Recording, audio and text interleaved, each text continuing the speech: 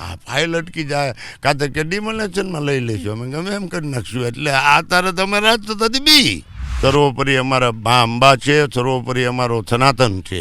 તમે સર્વોપરી નથી, સર્વોપરી હોય તો એ ઘોડિયામાં રોતા હતા હું કામ? પણ એને એમ નથી કીધું કે માતાજી મારી થકી, હનુમાનજી મારા પગ છે. આ લફંગા બોલે છે બધા. બે જ્ઞાનના શબ્દ આવડી ગયા હોય, સંસ્થા પાસે થોડાક રૂપિયા થઈ ગયા હોય, અને હારા હારા 10 સેવક મળી ગયા હોય, ને આ એમ સમથિંગ થઈ ગયા, પણ તોલા તૂટી જાય. આ કાંઈ સારું નથી. ધર્મ સત્તા અને રાજસત્તાની વાત કરવી, કારણ કે આ બંને એકબીજાની પૂરક છે એવું વર્ષોથી કહેતા આવ્યા છે લોકો. પણ અત્યારે સાંપ્રત સમયમાં કંઈક પરિવર્તન છે. અત્યારે મને એ સમજાતું નથી કે ધર્મ સત્તા છે એ રાજસત્તાની ગુલામ છે કે રાજસત્તા છે એ ધર્મ સત્તાની ગુલામ છે. કંઈ સમજાતું નથી. બંને પૂરક હોવી જોઈએ જરૂરી. હા, એ તો પણ અત્યારે કોણ કોનું ગુલામ છે ને એ સમજાતું નથી. આ થોડીક વાત સમજવી. હકીકત આજથી હજારો વર્ષથી 6 વર્ષ પહેલાં રાજસત્તા હતી. એટલે કે રાજાઓ હતા. જે જ્ઞાતિનો હોય, કોઈ 5 ગામનો માલિક, 50 ગામનો, 100 ગામનો, 1000 ગામનો, 2000 ગામનો, એની સત્તા હતી. એની સત્તા હતી, પણ એના પડખે ધર્મગુરુ બેસતા. ધર્મગુરુ બેસે અને એ રાજા કાંઈ, અમારે જામનગરનો દાખલો છે. એટલે ધર્મસત્તા અને રાજસત્તા બે ભેગું થઈ જાય આગળ. જામનગરમાં ઈશ્વરા છો પરમેશ્વરા, એટલે કે ઈશ્વરદાન ગઢવી જામનગરમાં જામ સાહેબને દુઆ સંભળાવતા હતા ચંદ. અને જામ સાહેબ ખુશ થઈ ગયા, અને પોતાના પગમાં સોનાનો તોડો પહેર્યો હતો, એ આપવાનો હતો. અને એ વખતે તંબક ભટ્ટ ધર્મસત્તામાં બેઠેલા અહીંયા એના બાજુમાં. અને એમાં ઈશ્વરા છો પરમેશ્વરા ભગવાનના ગુણગાન ખૂબ ગાતો હતો. એટલે ઓલો તલીન થઈ ગયા બ્રહ્મભટ્ટ, આજે તંબક ભટ્ટ. અને ઓલા બરોબર મહારાજ સાહેબ તોડો આપવા ગયા, ને ઓલાએ આમાં માથું કર્યું. એટલે મહારાજ સાહેબે તોડો હેઠો મેકી દીધો. આ ઈશ્વરદાન, ઈશ્વરા છો પરમેશ્વરાને આ ધ્યાન ગયું કે આ બ્રાહ્મણ મારી આડો ન આવ્યો તો મને હોનાનો તોડો મળે. એટલે આજ આ બ્રાહ્મણ ક્યારે છે જોઈ લો, બાકી માન નાખવો છે. એને એક દીકરી જોવા નતા ગુરુ તંબક ભટ્ટને. અને એ ચિંતામાં એને એમ થયું કે આજે ગઢવીને તો હોનાનો તોડો મળે, પણ હું આનંદમાં આમ માથું થઈ ગયું એટલે એને તોડો મળ્યો નહીં. એટલે એ એની આડા હંતાઈ ગયા, તુલસીના કેરા આડા તલવાર લઈને. અને આ ઢીલા હતા. એટલે દીકરીએ પ્રશ્ન કર્યો હાંજે કે પપ્પા કેમ બાપુજી આપ ઢીલા છો, શું ચિંતા છે? કે આજે એક એવો કવિ આવ્યો હતો દરબારગઢમાં, અને એવા એ રાજાના ગુણગાન ગાતો હતો. બેટા, આવા ગુણગાન જો એ ભગવાનના ગાતો હોત ને તો કૃષ્ણ એના ઉપર ખુશ થઈ જાત. અને એમાં બાપુ તોડો આપવાના હતા, ને મારે આમ માથું થઈ ગયું એટલે તોડો ન આપ્યો. એટલે એના મનમાં ડાઘ બેસી ગયો કે આ મને આનાથી ન આપ્યું. ત્યારની ધર્મસત્તા એવી હતી, રાજસત્તા કે રાજસત્તાને કાંઈ પણ એલાઉન્સ કરવું હોય તો ધર્મસત્તા અમે જોવે. અને ધર્મસત્તામાં બેઠેલા જે ઋષિમુનિ, જે એના ગુરુજી હોય, કોઈ બ્રાહ્મણ હોય, જે હોય એ એને સંમતિ આપે તો જ આ કરતા હતા. ને આજે અમને આ લોકો સંમતિ આપે ત્યારે અમે કાંઈક કરી શકીશું. આજે સંમતિ રાજસત્તાની લેવી પડે છે, ને તેથી સંમતિ ધર્મસત્તાની હતી. ફરક બેમાં એટલો છો. અત્યારે ઈચારો બહુ જો કંઈક કહી દઉં કે અમે પાડી દેવું તમારો આશ્રમ, હા, ફાઇલ અટકી જાય, કાં તો કે ડિમોલેશનમાં લઈ લઈશું, અમે ગમે એમ કરી નાખશું. એટલે આ તારે તમે રાજસત્તાથી બી. એટલે હું તો કે કોઈ વિરોધી જ નથી કોઈ સત્તાનો, પણ ધર્મસત્તા અને રાજસત્તા જો બે હારે હાલશે વિજયભાઈ, તેથી આ દેશ સનાતની બનશે, ને તેથી આ દેશ હિન્દુ રાષ્ટ્ર બનશે. જે બે ભેગા મળીને રહેશે. રાજસત્તા ધર્મસત્તાને પૂછીએ, અને ધર્મસત્તા રાજસત્તાને પૂછીએ. અને રાતે આ બે મંથન કરીને સવારમાં એનો નિર્ણય થશે. તે જ આ દેશ 110% સનાતની, અને સનાતની ધર્મ બનાવવા માટે આજે અમારું RSS, વિશ્વ હિન્દુ પરિષદ, બજરંગ દળ અને આજની ભાજપ આ કરવા માટે પ્રયત્ન કરે છે, અને આ થશે. આ 100% છે. પરંતુ લેફ્ટ વિંગ હોય, રાઇટ વિંગની વાત કરી તમે. રાઇટ વિંગ એક સાથે, રાઇટ વિંગ સાથે જનતા હાલે તો લેફ્ટ વિંગ એક વિભાગ અલગ છે પાછો. એને ડેમેજ થાય એવું ન બની શકે? બને. એમાં એને એ બને, શું કામ ન બને? પણ એ એક વસ્તુ એવી છે કમ વાદમાં નથી જવું, એની માફી માગવી પડે. છતાં સવારમાં એમ કે તમે આ વિશે બોલ્યા, નહીંતર એક જ વસ્તુ વિજયભાઈ છે કે આ દેશનો સાધુ, આ દેશનો વૈજ્ઞાનિક અબ્દુલ કલામને હું સેલ્યુટ મારું છું. ભલે મુસલમાન હતો છતાં એને સેલ્યુટ અત્યારે મારું છું. એનું કારણ એક જ છે કે એને દેશ માટે જેટલું વિજ્ઞાનનું જ્ઞાન એની પાસે હતું ને, એ અણુ બોમ્બમાં કે બધામાં એને ઉપયોગ કર્યું.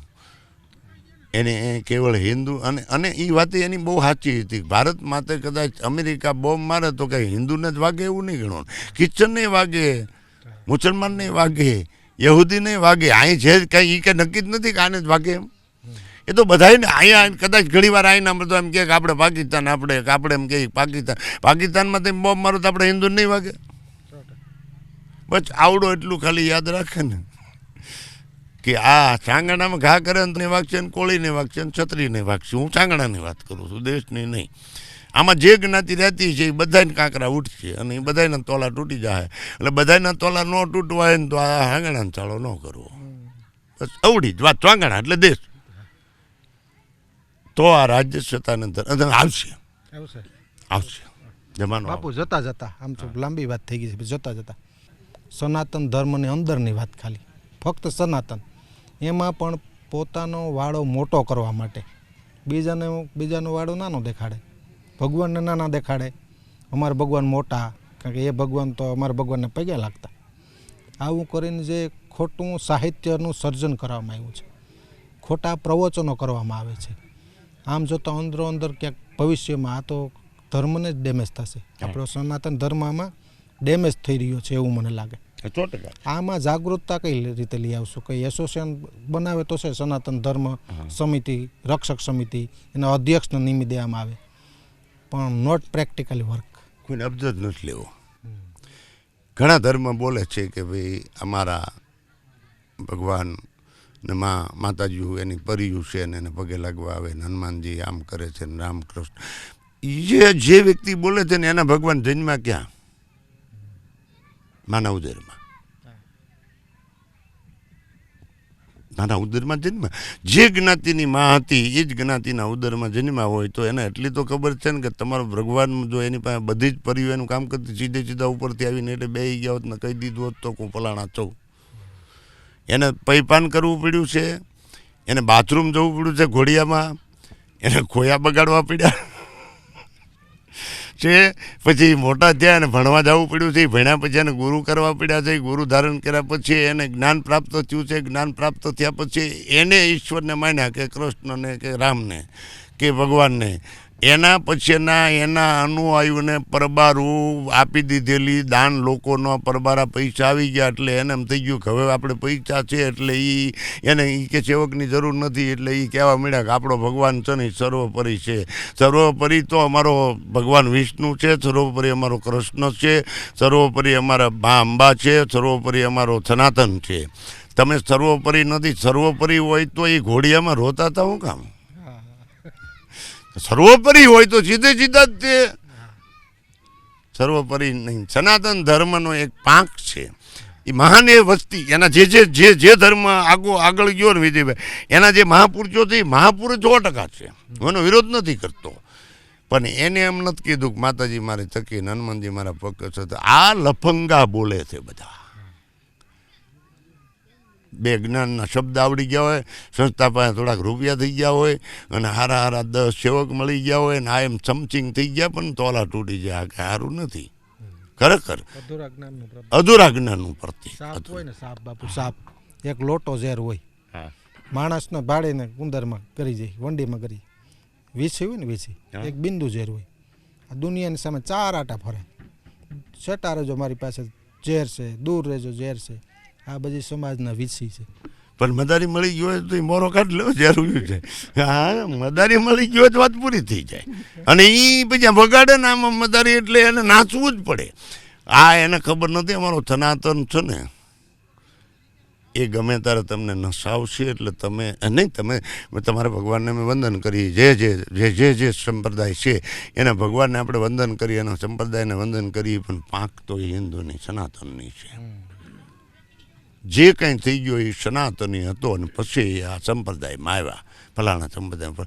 પણ એનો જન્મ આપનાર એની મા સનાતની હતા, એનો બાપ સનાતની હતો અને સનાતની છે.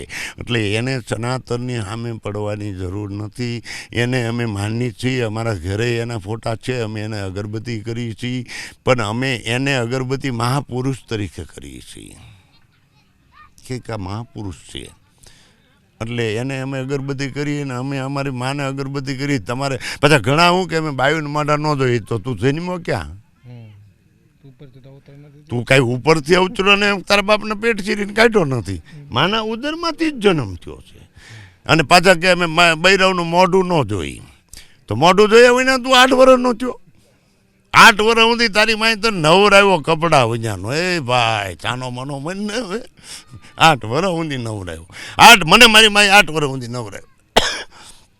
તો મારી ગરીબ માએ જો મને નવરાવ્યો હોય તો બધાની માએ એના હવના છોકરા અને છતાં પાછા કે અમે બાયુને મોઢા ન જોઈ.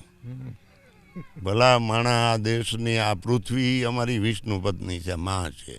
સમુદ્ર વસન દેવી પર્વત મંડલે વિષ્ણુ પત્ની. આ પૃથ્વીને અમે અમારી વિષ્ણુ માં કહીએ છીએ. તો તમારે મેં તો ઘણીવાર એકવાર એમ કીધું હતું, મેં કીધું કોઈ એમ કે ને માતાજીને ન માનીએ, અમે આ ભગવાનને ન માનીએ, અમે નદીને અમે સનાતનને ન માનીએ. મેં કીધું તમારે ભગવાનને કહો ઉપર એક સ્વર્ગ બનાવે અને ત્યાં તમારી ઇન્દ્રપુરી ખડી કરી દે, ત્યાં અનાજ પકવો, નહીતર અમને અમારી માને સ્વીકારો. અમારી માની ગોદમાં અનાજ પાકે છે. આ ફળ ખાવ છો ને તમે હારા હારા મોટા મોટા સફરજન, એ અમારી માની ગોદમાં પાકે છે. અમારી આ ગંગાનું પાણી એને સેવન કરે છે, એ અમારી પૃથ્વીના ગોદમાં ઉત્પન્ન થાય છે. અને પૃથ્વીને પાછા તમે જો મા તરીકે ન સ્વીકારતા હો તો તમારી અન્ન ખાવાનો અધિકાર જ નથી, એ ફ્રૂટ ખાવાનો અધિકાર જ નથી. અને આ જો તમારે અરે ગાય દૂધે અમારી ગાય કે ભેંસના પેટમાં પાકે છે. તો તમે એમ કહો કે આ બધું આમાં તો તમારે ભગવાન જુદું દૂધ પાડાનું દૂધ આપવા માંડે તો એનો ભગવાન હાચો ન થાય. હા ભાઈ 10 પાડાને 10 છે, 10 લીટર દૂધ ને અમે અમારે પાડાનું દૂધ ખાઈએ. તમારી સનાતની હિન્દુ ગાયનું દૂધ નથી ખાતા. અને નહીં તો અમારી ગાયની માં કહેવી પડે કારણ કે એનું દૂધ ખાવ છો તમે કે નહીં. એટલે આ કોઈ એક આડંબર છે વિજયભાઈ. અને કંઈક બનવું છે બધાને. મારે બજરંગદાસ બાપા બનવું હોય તો હું કોઈ દી બની ન શકું. બજરંગદાસ બાપાનો સેવક બની શકું, પણ હું બજરંગદાસ ન બની શકું. એમ કદાચ એને એમ હોય ને કે હવે આપણી પાસે થોડું જ્ઞાન આવ્યું છે ને પણ માણસ સાંભળે એટલે આપણે આ બની શકીએ. તમે કોઈ દી નહીં બની શકો. ભલે કપડાં એવા પહેરશો, વાળ એવા રાખશો, દાઢી મૂછ એની જેમ કાઢી નાખશો, કદાચ તમે એની પાઘડી બાંધી દેવો, પણ તમે એ નહીં બની શકો. કારણ કે એ બનવા માટે તમારે જન્મ લેવા જવું પડે એક બ્રાહ્મણના ઘરે. વાહ બાપુ, પણ ખૂબ આનંદ આવ્યો. આમ તો સમયની પાબંદી છે, સમયાંતર બાપુ આપની સાથે સંવાદમાં કોઈ પ્રશંસા નથી. લોકોને રસ પડે છે વિજ્ઞાનની વાતો, જ્ઞાનની વાતો. ભવિષ્યમાં પણ કોઈ અલગ અલગ મુદ્દાઓ પર આપણે વાત કરતા રહીશું. અત્યારે બસ એટલું જ. બાકી આવનારા સમયમાં અચૂક મળશું બાપુ. ખૂબ ખૂબ આભાર, ધન્યવાદ.